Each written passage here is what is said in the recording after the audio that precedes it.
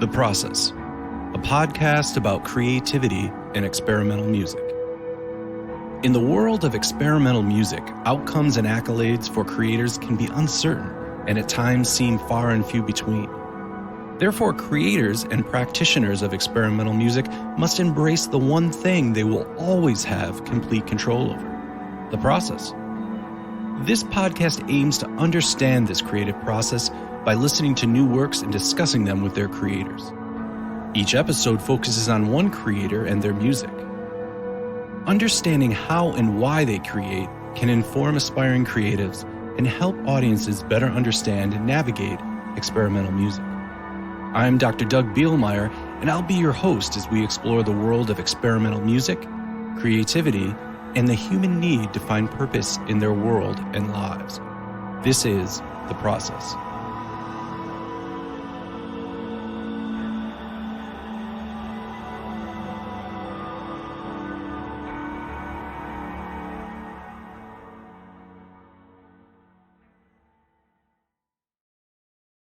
Hello, this is Dr. Doug Bielmeyer. Welcome to The Process. In today's episode, we'll be talking with Christopher Stark. We'll listen to a little bit of his music here in a minute, as well as learn a little bit more about his career. Christopher made a really great point that you'll hear towards the end of the episode. We talk a lot on the show, and if you've been listening to the other episodes, about hard work. And it comes from one of the creative cogitations that discusses, hard work versus talent, and probably being a teacher, a professor, as well as, a student, former student. This idea of talent versus hard work. And, it comes down to there's some people that are very talented. There are some people that just work really, really hard. And throughout the podcast, at least the first two seasons, talking to many creatives, some felt one was more important than the other. But Christopher made a really interesting point that, we often talk about hard work, putting in, the tough work or the work that it takes to get a piece done.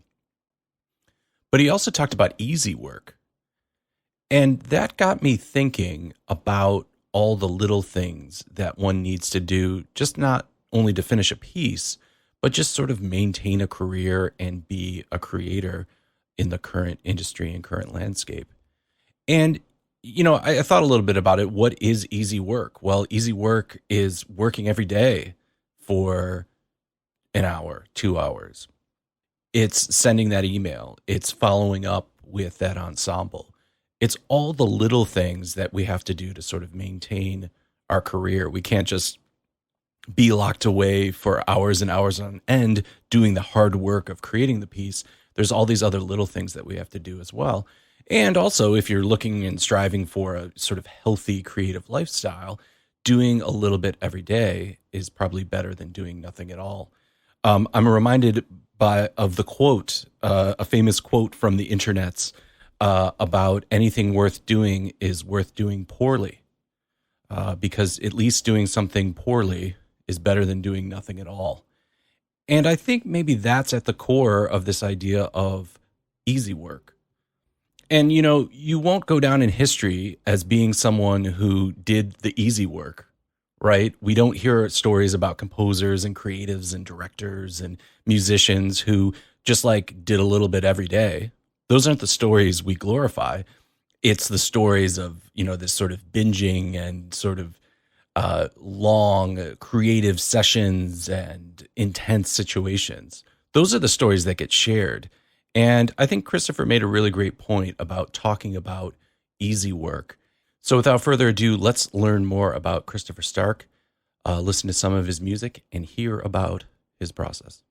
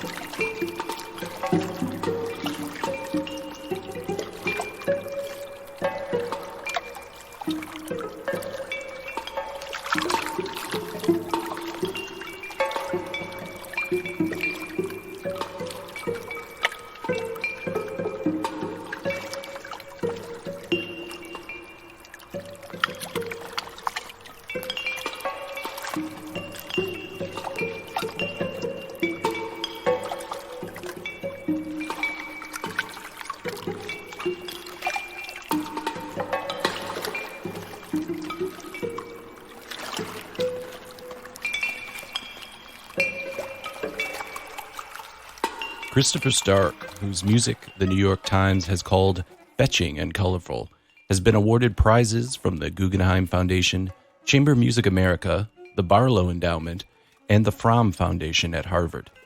Named a rising star by the St. Louis Post-Dispatch, his music and arrangements have been performed by ensembles such as the Detroit Symphony, Los Angeles Philharmonic, Toronto Symphony, and members of the St. Louis Symphony. Recent highlights include performances at the 2016 Santa Fe Chamber Music Festival and at the Whitney Museum of American Art as part of the 2016 New York Phil Biennial. In 2018, he lived in Bergen, Norway, where he worked with musicians from the Bit 20 Ensemble, and in 2020, he was a resident artist in Italy as the Aaron Copland Fellow in Music. His recent film scores have been featured at the Sundance Film Festival in 2017, and his debut CD, Seasonal Music, was released in 2019 on Bridge Records.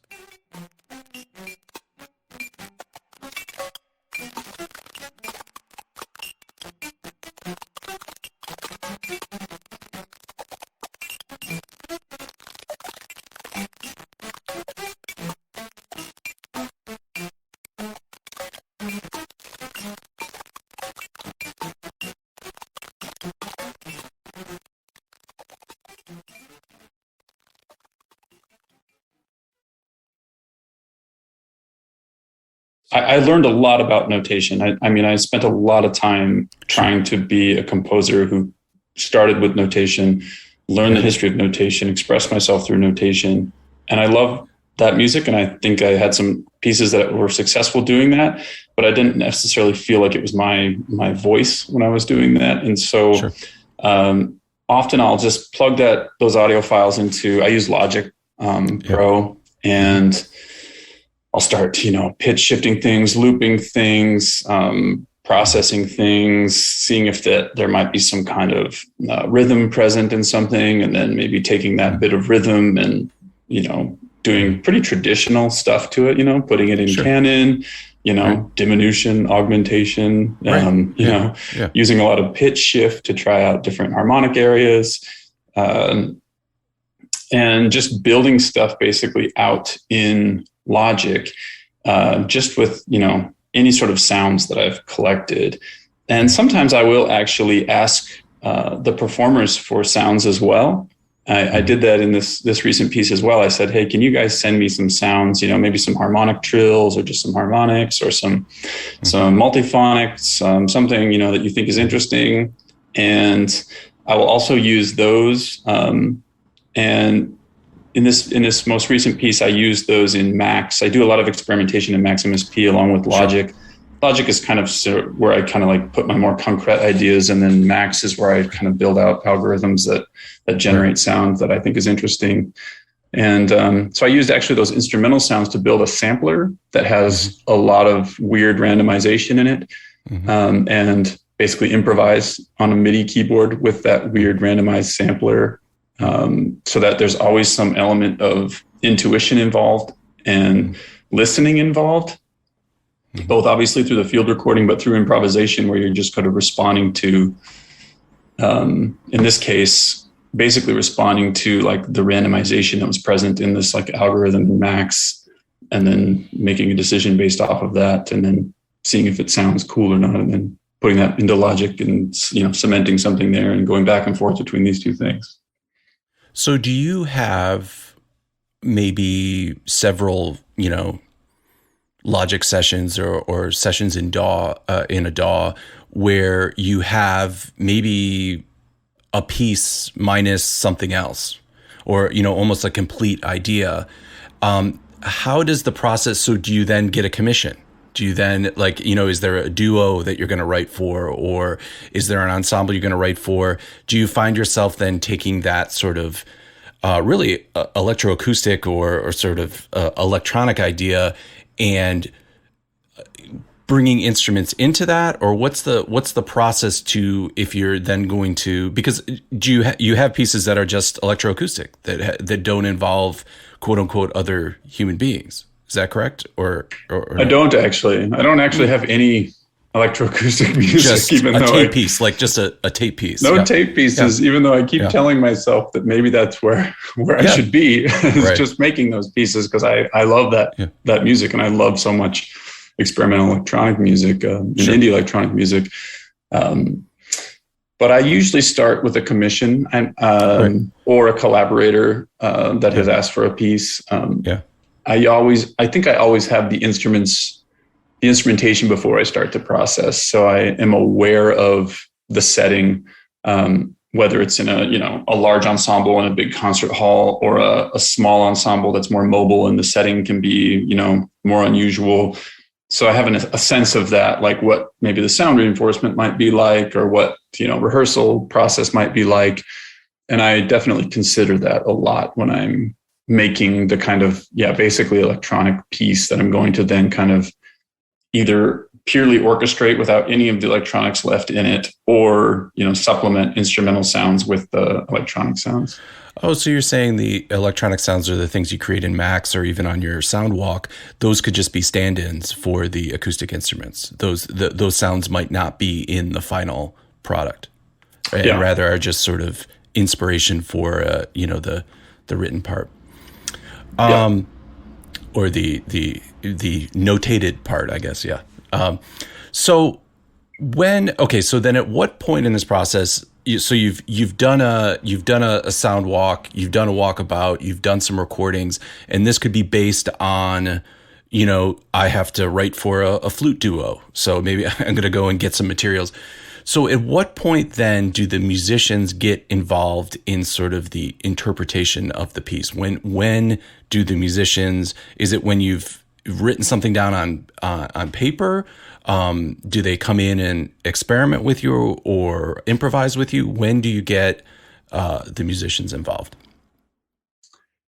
So again, I'll speak to this most recent piece. The only involvement so far the musicians have had is sending me a few audio samples at the beginning of the process. And now I'm basically making a notated score, and they'll perform that notated score. But I will say that I'm very, this piece hasn't been performed yet, but I am hoping anyway that I can present them with a score, and then we can have some back and forth about how it could be more interesting to them, or how it could be more interesting to me, and that it can be, it doesn't have to be set in stone. And that is something new as well. This is not something I really have done before. Mm-hmm. And that's obviously because in this piece, I'm working with people that are going to be open to that and have the time to do that. And, we have a relationship like that. If I was writing for an orchestra, I probably wouldn't do that. I would have, a very specific score that they put together in an hour or whatever. Right. It would be hard to get feedback from 64 people too. like anything that you're like, okay, so you want more, the cellos want more cello. More or less difficult parts. Yeah. So you have a back and forth, and you kind of have this healthy back and forth with musicians. How do you know when a piece is done? Is it ever done? I do think it's done. It takes me a long time to accept that part of it. Maybe that's for everybody. Yes. Because but I definitely know when I feel like something is finished, or that I have exhausted what I feel like is possible for my brain to do with this piece of music. And then maybe in the future, I could look back on it and say, oh, I wish I would have done this or that.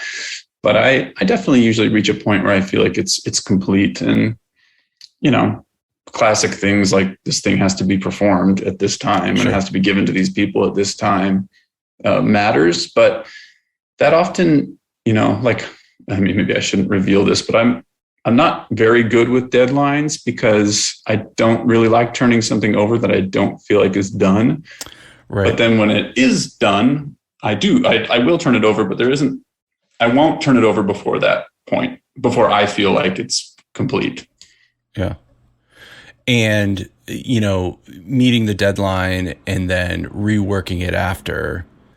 Yeah, I do that. Not, I shouldn't say sometimes significantly. Yeah. Sure. I don't want something, out there that I think doesn't work, or I don't want something that's poorly written to remain poorly written. So Right. I will fix, if this, let's say there's just like a random bassoon measure or two that are awkward, I'll fix them. Or if there's a whole section of a piece that feels too short, I'll add more material. Or if, I change things quite substantially, actually. Mm-hmm. I think that's interesting what you said about deadlines, because I think traditionally, I work to deadline, like it's done when the deadline is there. But I like this idea of, well, there is the deadline, but not putting something out that's not finished.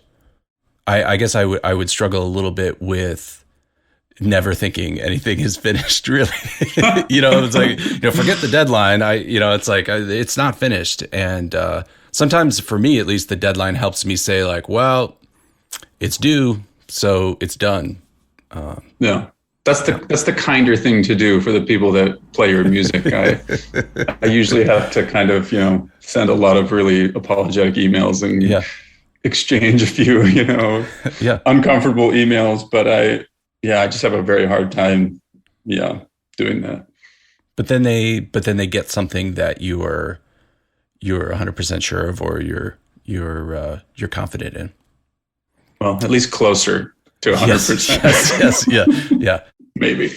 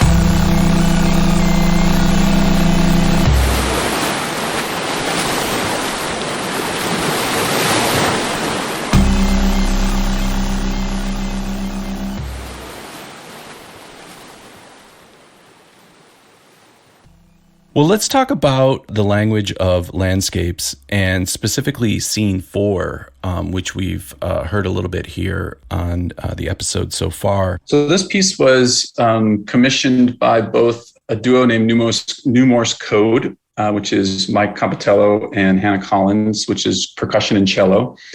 And we applied for a grant from Chamber Music America in 2014 to work on this piece. And they wanted a large piece for their duo. They're kind of making a new repertoire for this kind of unusual instrumentation. And so we worked on a 20-minute piece, and we collaborated a lot in the process, which is why I shared this piece, because that was sort of a real turning point for me musically. This piece was, and it's a process that I've tried to emulate in future pieces, because I really liked the outcome of having the instrumentalist so involved and having the freedom to feel like I could experiment and try things. And we're actually kind of we have recorded the piece and it is, finished, right, but we're still working on how to best present it, because it has kind of unusual sounds and some amplification, other kinds of processing. And so it just feels like a piece that's, like, for me, fun to live with. And I really like the people that I wrote and they're really wrote it for, and they're really close friends. And it just was a very positive experience making this piece. You know what I loved about this piece is that right from the get-go, I knew this was not the changes and the transitions and the form of this piece were not going to be determined by common practice. I can hear sort of water in the river in the distance, but maybe this is a very localized recording of just some water. And I was like, this is going to define what's going to happen in the piece. Yeah, no, it's definitely water. Lake Geneva. It's sort of lapping at the shore of a lake in upstate New York. Okay. It's funny because I heard the lapping, but then in the sound file off in the distance, you can hear that is it other water moving, or is it just the sound off the mountains or the hills? I'm hearing some other, it could just be the sort of, ambient noise floor. There is also traffic. There's a highway around the lake, so you can hear that as well. Okay. Yeah. So maybe that was hearing that in the distance. So that was kind of nice. So you had this very intimate sort of splashing and lapping, like you were saying, but then I also was kind of hearing that environment around it. I think things I really didn't know where you were going is when the sort of, I'm calling it a bit crusher, sort of comes in and starts to obscure. We start to lose the water foundation, or the lapping, and it's sort of taken over by this bit crushing or this kind of distortion. And it's also then even obscuring the cello and the percussion part. Yeah, it absolutely is bit crushing. And so I'm sort of revealing there a couple of things. One, I transcribed the water sound with a computer by doing exactly that, by basically like bit degrading it until all you're left with is the like loudest sort of points of the audio file, which was able to like notate the rhythm with MIDI doing that. Sure. Two, I wanted to sort of create this sense of like obliterating this natural thing, or creating some tension towards reintroducing another water sample after that, which then feels kind of like this release, this sense of like coming back to water sound. And it's, has some analogies to like drought and other kinds of things. But I'm also really interested in the representation of nature in art and digital representation of sound, and finding ways of expressing digitization rather than just sort of looking back at traditional analog electronic music techniques and saying, well, like bit depth and sample rate are these things that are more contemporary and can be manipulated in a way that creates a musical discourse that is, I think, interesting and perhaps maybe more contemporary. The water returns, as you mentioned, and I heard sort of now deep splashes, and it was kind of counterpoint to this sort of more, it almost sounded like a distorted kind of alarm, and it felt there was still that lapping or that rocking motion, and it felt a little bit more aggressive, it felt a little bit more intense. And then, because I'm a sucker for ambient and soft and quiet things, in the last section, about the last minute of the piece, we now have this very sort of ambient section. So what was that about, and how did that relate to what we heard before? The very end is an oscillating fan that's stereo mic'd. And so the fan kind of blows in one mic and then oscillates back and blows in the other mic, left ear, right ear. And it has this kind of like ASMR kind of effect because it's a very close mic. Yeah. And I thought I was just looking for a noise source that I could filter to get pitches. So I thought, clipping a microphone is an interesting way of getting a noise source outside of just kind of a digital noise or something that I could produce in Max. And then looking for a way to clip it, I thought, well, I'll just blow into the microphone, but I'll use a fan to blow in the microphone. And then I'll just, use resonance filters to create this little chorale back and forth between the two microphones. And then the cello plays this little tune that actually shows up several times throughout the piece. So that's kind of like it's just a couple harmonic series notes that happen throughout some of the other scenes.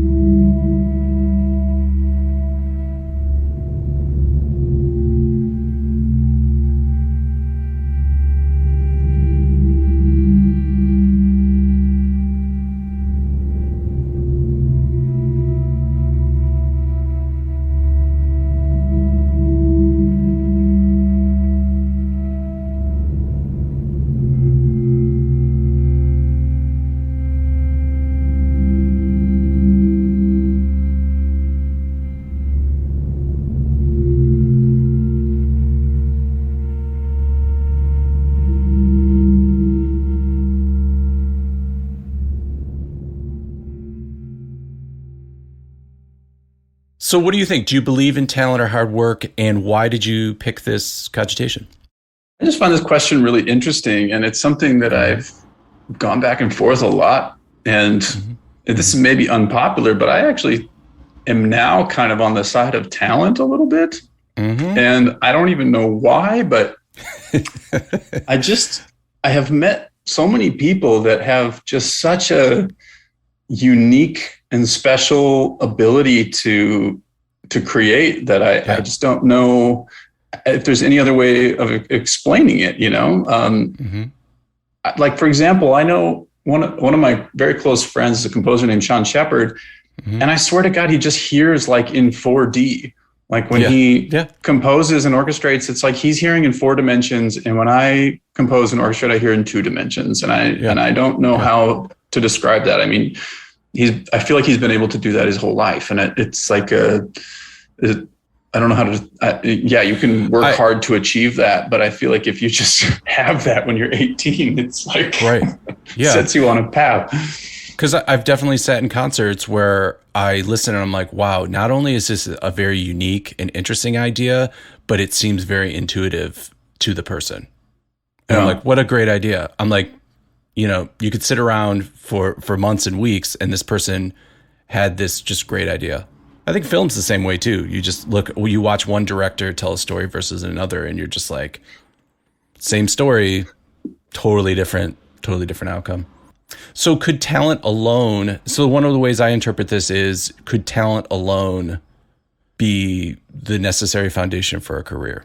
Probably it could, yes, but probably not. I mean, it would be more rare. But, you know, how many people make their entire living off of a single piece of music? I think a lot of people, even the most famous composers in the world, have one piece that made them famous. And I think if lightning strikes and your talent aligns, I mean, you don't necessarily have to, sit in your office for 30 years before you can make money writing music or something. You could just have a great idea when you're 23 years old and makes you a bunch of money.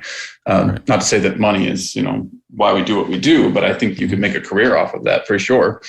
The hard work thing though is complicated because it's always hard work, right? It's not like work, it's like hard work. And this is my kind of like airport bookstore / Malcolm Gladwell shift here. But what about like easy work? A lot of people don't know how to do easy work, which is just working 2 hours a day every day.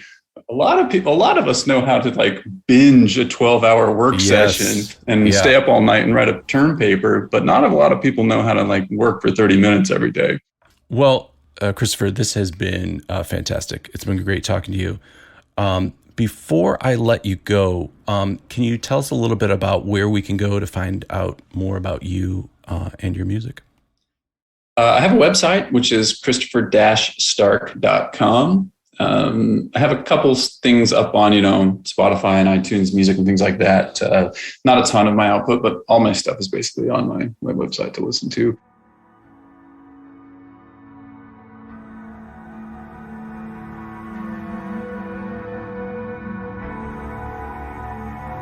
Thanks to Christopher Stark for sharing his opinions and music with us.